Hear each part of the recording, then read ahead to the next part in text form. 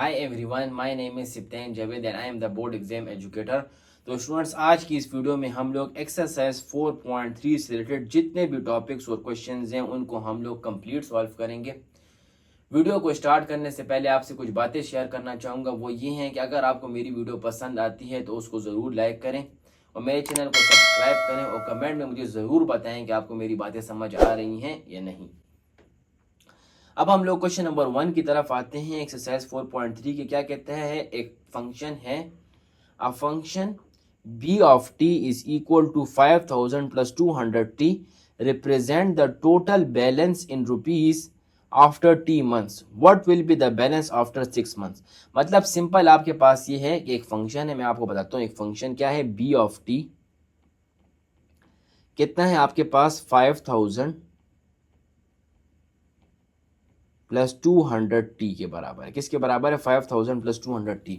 अब आपको कहता है ये बैलेंस आपको शो करता है। अब ये बैलेंस आपके पास कोई बैग में पड़ा हो सकता है, कोई लॉकर में पड़ा हो सकता है, लेकिन क्या कहते हैं, जो ही महीना गुजरता है इस पैसों की कीमत जो होती है वो ज़्यादा होती रहती है। सही है।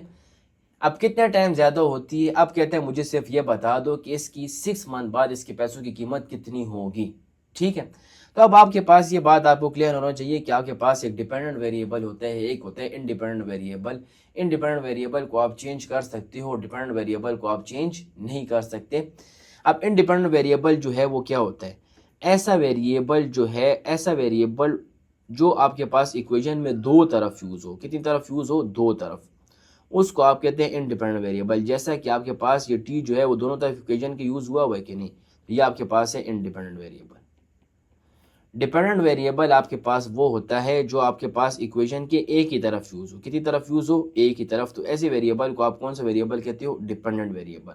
तो डिपेंडेंट वेरिएबल को आप किस नोट करोगे? कैपिटल बी से। कैपिटल बी से। क्लियर है? यह आ जाएगा आपके पास।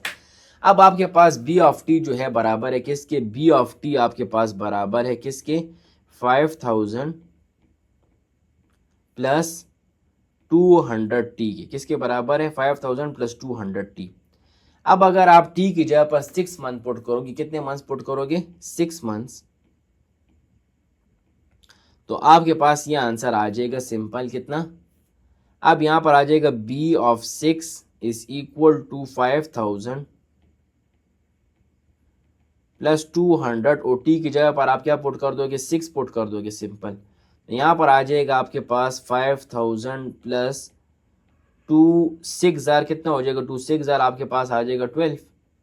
तो आपके पास जो फाइनल आंसर आ जाएगा 1200, आपके पास आंसर आ जाएगा 6200। इसका क्या मतलब है? इसका मतलब ये है कि आपका जो बैलेंस जो होगा वो कितने पैसों में चेंज होगा? 6200 रुपीज में क्या हो जाएगा? चेंज हो जाएगा। ठीक है कि नहीं? 6200 रुपीज में वो आपका बैलेंस जो है 6 मंथ बाद क्या हुआ होगा? अपडेट हुआ होगा। अब आपकी मर्जी है, अगर 12 मंथ बाद चेक कर सकते हो तो 6 की जगह पर 12 पुट कर दो। आपकी मर्जी है कि अगर 14 मंथ्स बाद चेक करते हो तो 6 की जगह पर 14 पुट कर दो। तो ये आपको बता देगा कि आपका बैलेंस 14 मंथ्स बाद कितना होगा। तो ये फंक्शन है, ये ऑपरेट कर रहा है इसके बैलेंस को। अब हम इसके पार्ट नंबर 2 की तरफ आते हैं। पार्ट नंबर 2 आपको क्या कहता है? क्या कहता है? आपके पास एक फंक्शन है f of k is equal to 150 plus 20k represent the total fare in rupees in kilometre.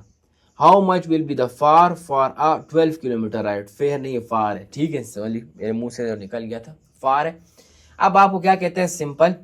अब इसको समझो, पहले आप फंक्शन बना लो, मैं इसको आपको क्लियर तरीके से समझाता हूँ।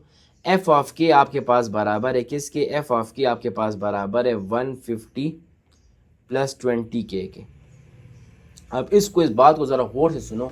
क्या कहता है कि अगर आप जितना किलोमीटर में फासला तय करोगे, जितना ज़्यादा किलोमीटर में फासला तय करोगे, उतने ही ज़्यादा आपके ऊपर पाकिस्तानी रुपये आपको चार्ज करने होंगे। ठीक है, अगर आप कहते हो 12 किलोमीटर का रास्ता तय करोगे तो आपको पाकिस्तानी रुपये कितने चार्ज करने होंगे। अगर आप 20 किलोमीटर का रास्ता तय करना चाहते हो तो आपको पाकिस्तानी रुपये कितने चार्ज करने होंगे। तो ये आपको सिंपल बता रहे हैं, मतलब जितना दूर आप जाओगे आपके पाकिस्तानी रुपये जो है उतने ही ज़्यादा आपको चार्ज करने पड़ेंगे। तो इसका अपडेट इस तरह हो जाएगा कि सोल्यूशन,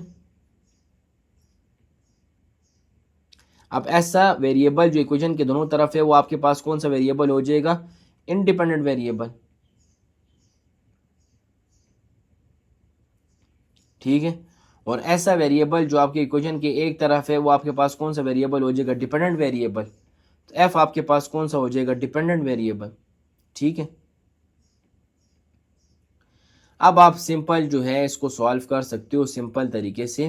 तो आपके पास स्ट्रक्चर ये हो जाएगा कि एफ ऑफ के इज इक्वल टू 150 प्लस 20 क्या आ जाएगा आपके पास, सिंपल यह आ जाएगा। अब आप के की जगह पर जाओगे क्या लगाओगे, 12 किलोमीटर। तो जहाँ पर आपके उधर आपके लगा दोगे 12, तो यहाँ पर आ जाएगा 150 प्लस 20, और के की जगह पर आपके पास क्या आ जाएगा, 12 आ जाएगा, सिंपल। इसको आप रफ वर्क में सॉल्व कर सकते हो। तो यहाँ पर आप लिखो 20, यहाँ पर आप लिखे 12, तो 2 0 ज़ा 0, 2 2 ज़ा 4, फिर 1 0 ज़ा 0 और 1 2 ज़ा कितना आ जाएगा 2। तो आपके पास सिंपल आंसर आता है कितना, 240। तो यहाँ पर आप लिख लो 150 प्लस 240, तो यहाँ पर आपके पास आंसर आ जाएगा कितना, 240 और 100 हो जाएंगे 340, 50 आपके पास हो जाएगा 390 किलोमीटर का, 390 रुपीज़ जो है वो आपको देने पड़ेंगे अगर जो है आप कितने किलोमीटर का रास्ता तय करते हो। अगर जो है आप 12 किलोमीटर का रास्ता तय करते हो, 12 किलोमीटर का, तो आपको कितने पैसे देने पड़ेंगे, 390 रुपीज़ देने पड़ेंगे। क्लियर है। अब तीसरा वाला भी आपके पास सिंपल है। क्या कहता है, cost of manufacturing fancy sofa set would be fix charges of ₹5,500 is model by a function where is the N, where N is the number of sofa sets, ठीक है। Find the cost of 50 sofa sets. बिल्कुल simple question है। क्या कहता है कि company है उसने सोफा सेट्स फैंसी बनाए हैं, कितने कितने के, एक सोफा सेट की कीमत 5,500 रुपीज़ की। कहते हैं जो एन डिनोट कर रहे हैं वो नंबर ऑफ सोफा सेट्स को डिनोट कर रहे हैं, मतलब कितने सोफा सेट आप लेना चाहो उसको डिनोट करता है। कहता है अगर मैं 50 सोफा सेट्स लेना चाहूँ 50, तो उसकी कीमत कितनी होगी। तो सिंपल क्वेश्चन है। तो यहाँ पर आ जाएगा फिर क्या, एफ ऑफ एन किसके बराबर है, एफ ऑफ एन आपके पास बराबर है किसके, 5,500 एन के बराबर है। अब एन जो है वो किसके बराबर है, एन है नंबर ऑफ सोफा, ठीक है। अब आपके पास एक इंडिपेंडेंट वेरिएबल होगा और एक डिपेंडेंट वेरिएबल। मैंने क्या कहा, ऐसा वेरिएबल जो दोनों के इक्वेशन में दोनों तरफ यूज हो उसको आप इंडिपेंडेंट वेरिएबल करोगे। तो एन जो है वो इक्वेशन के दोनों तरफ यूज हो रहे हैं, तो वो क्या है, इंडिपेंडेंट वेरिएबल, ठीक है। और एफ जो है वो आपके पास इक्वेशन के एक तरफ यूज हो रहे हैं, एफ जो है वो आपके पास इक्वेशन के एक तरफ यूज हो रहे हैं, तो आपके पास कौन सा वेरिएबल होगा, डिपेंडेंट वेरिएबल,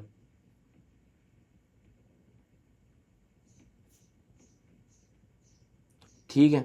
यह आ जाएगा आपके पास। अब आप सिंपल जाओगे इसमें पुटिंग कर दोगे, तो एफ ऑफ एन आपके पास किसके बराबर आ जाएगा, 5,500 एन। इसका मतलब ये है कि अगर मैं कितने सोफ़े लूँ, अगर मैं 50 सोफ़ा सेट्स लूँ, 50 सोफ़ा सेट्स, तो उसकी कीमत कितनी होगी। तो सिंपल आप 5,500 कर दोगे और एन की जगह पर आप क्या लगा दोगे, 50, ठीक है। तो ये आपके पास कलेक्शन आ जाएगी कितनी, 5,500 मल्टीप्लाई कर दोगे उसको किसके साथ, 50 के साथ।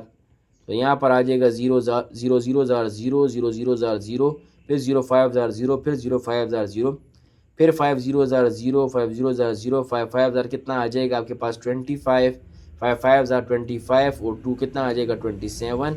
यहाँ पर आ जाएगा 0 0 0, यहाँ पर भी 5 और यहाँ पर आ जाएगा 275। तो 2,75,000 जो है वो आपके पास कितने 50 सोफ़ा सेट्स की क्या हो जाएगी, कीमत हो जाएगी। और यही आपका सिंप्लीफाई फॉर्म ऑफ दी क्या है, आंसर है। क्लियर है। तो ये आपके पास आंसर आ जाएगा। अब आप क्वेश्चन नंबर 4 की तरफ हो। क्या कहते हैं, एक फंक्शन है T of D is equal to D by 60 represent the time. जो कैपिटल टी है वो टाइम को रिप्रेजेंट कर दिया, जो स्मॉल डी है वो डिस्टेंस इन किलोमीटर को रिप्रेजेंट करता है।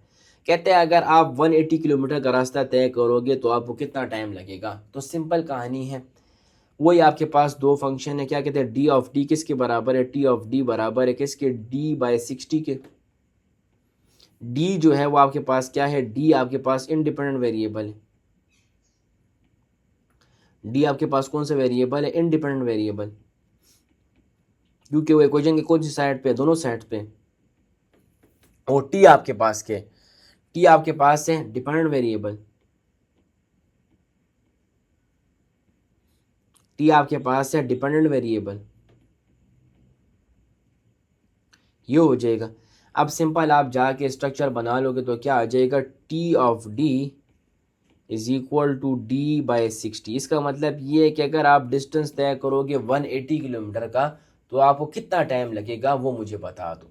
सिंपल आप डी की जगह पर आप कितना पुट कर दोगे, 180 किलोमीटर, तो यहाँ पर आ जाएगा टी ऑफ 180 और यहाँ पर भी आ जाएगा टी ऑफ 180 और is equal to 180 divide by कितना, 60।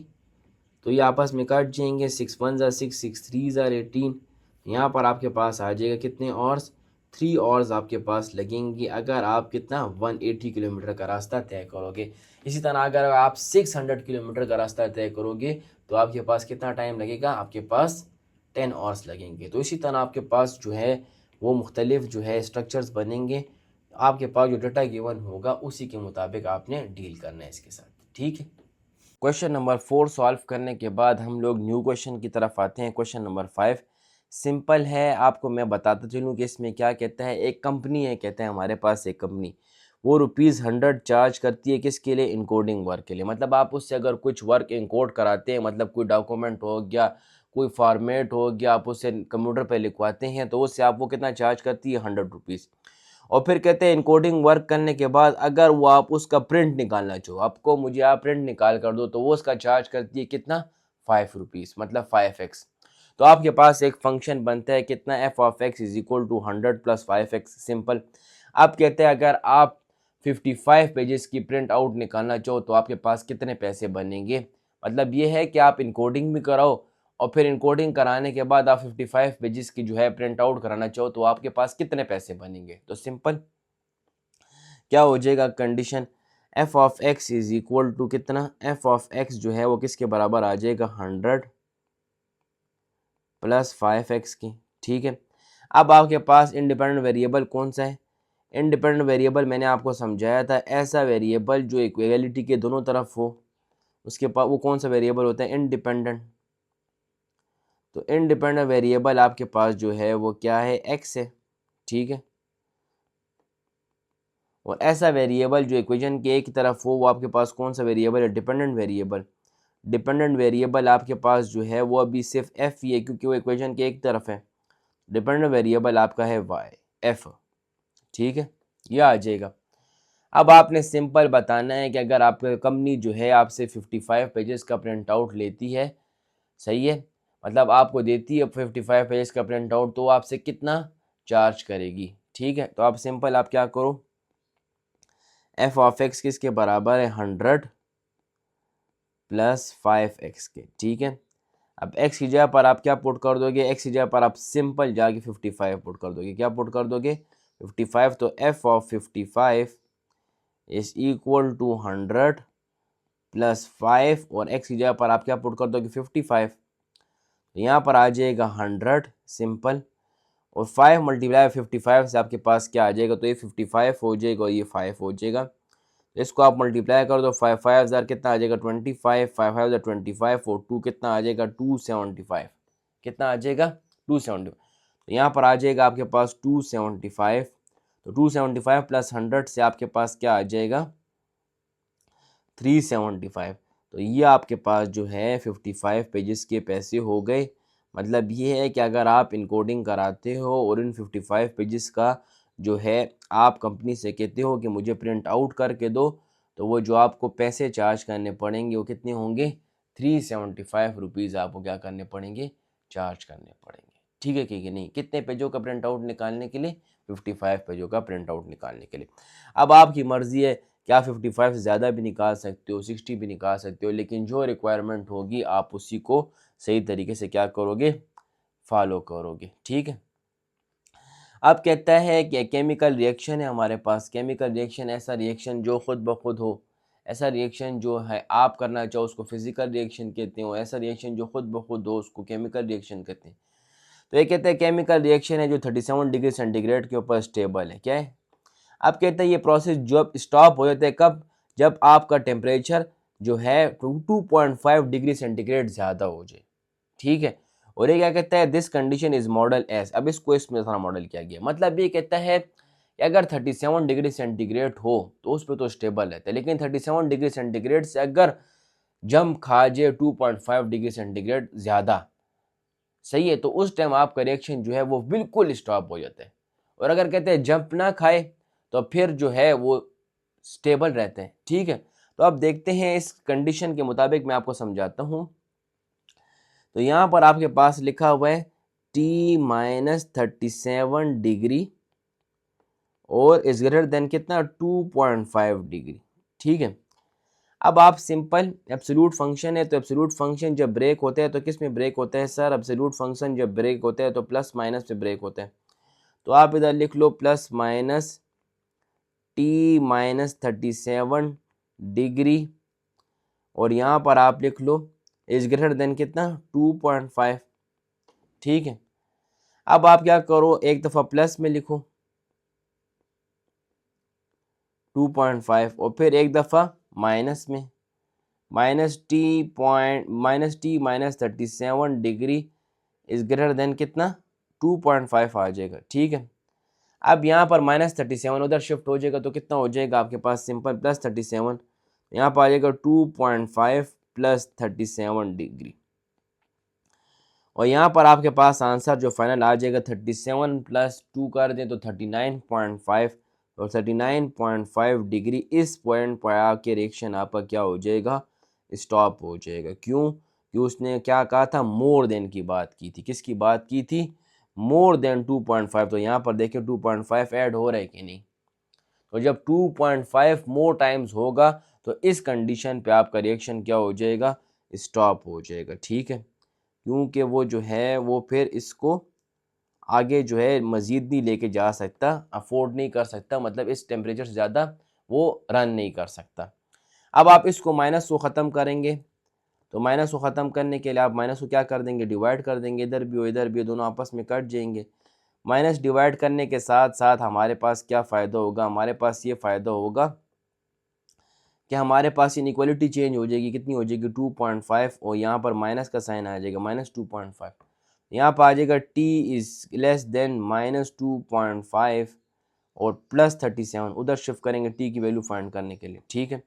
तो यहाँ पर आ जाएगा t इज़ लेस देन 37 में से 2 गए तो आपके पास कितने बच गए 35, 35 में से 0.5 गए तो आपके पास कितने बच गए 34.5, 34.5 डिग्री सेंटीग्रेड। इस पे आपका रिएक्शन रन करेगा, 37 पे भी आपका रिएक्शन रन करेगा, लेकिन 37 से जब ज़्यादा जंप खा गया 39.5 पे चला गया तो तब आपका रिएक्शन बिल्कुल स्टॉप कर जाएगा, ठीक है।